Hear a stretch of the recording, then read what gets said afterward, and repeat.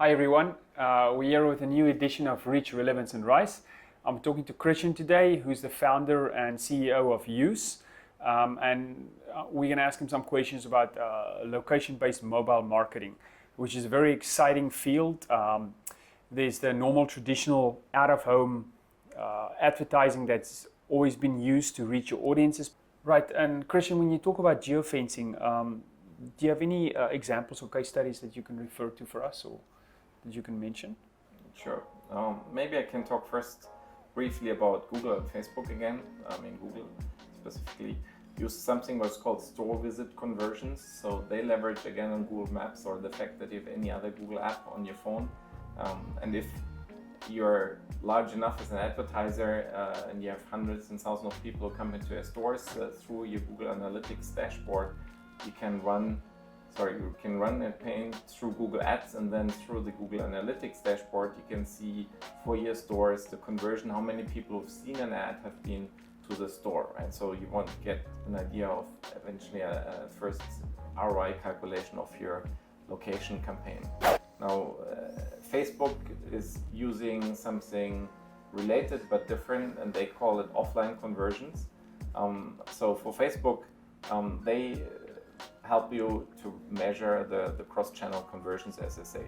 Now, what you can do here is basically you run a Facebook campaign, and the Facebook campaign I'm talking about as a case study, which is also up on the Facebook website, actually, is from Telkomsel in Indonesia, where they've been running a specific promotion for National Day for an exclusive mobile data package they've been offering.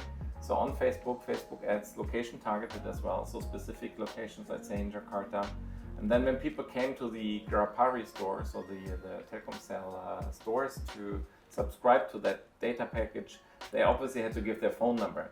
So then the phone number is loaded back into Facebook's algorithm, and Facebook matches between people who saw the ad and have purchased then the package to relate those together, and not only for reporting purposes but also to improve the ad delivery, so that they can, across the different Facebook properties, can optimize for you the ad spending and be more relevant, as much as you can build custom audiences based on those who have converted the best. Yeah. So Facebook and Google basically both help you quite well to leverage location.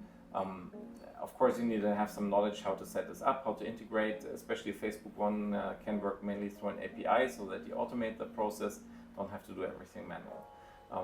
Obviously, at the end of the day, you're spending more ad dollars on Google and Facebook, so there are other ways as well we can talk about, but in the first place, that's the major players, how we can leverage location within their ad properties. Christian, so you talked about Google and Facebook. What other tactics or strategies or platforms can marketers use to utilize location-based mobile marketing? So you can use, obviously, outside of those, let's say, independent ways through programmatic platforms, programmatic ads on mobile. And I would call that the independent footfall measurement as well. So independent means independent of the two major players. And especially if you want to know how many people came to your stores, but you don't own the stores. I'll give you an example of a campaign for Oppo, the brand, the phone brand, quite strong in Asia, also very strong in Vietnam. So Oppo has almost no own outlets. Yeah? They all go through resellers and distributors. They have a few service centers, so they don't own the stores where the phones are sold.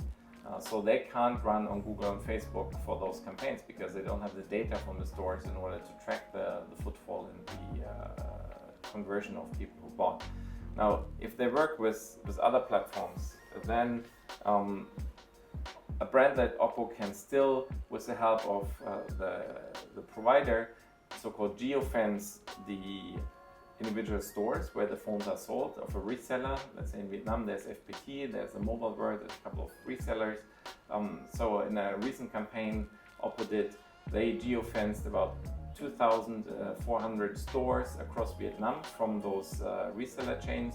And then mobile ads were shown, and the mobile ad was a dynamic content and dynamic creative, which you can see here in the video as well, which basically when you click on the ad leads you to a Google map and leads you directly from where you are to the closest retailer.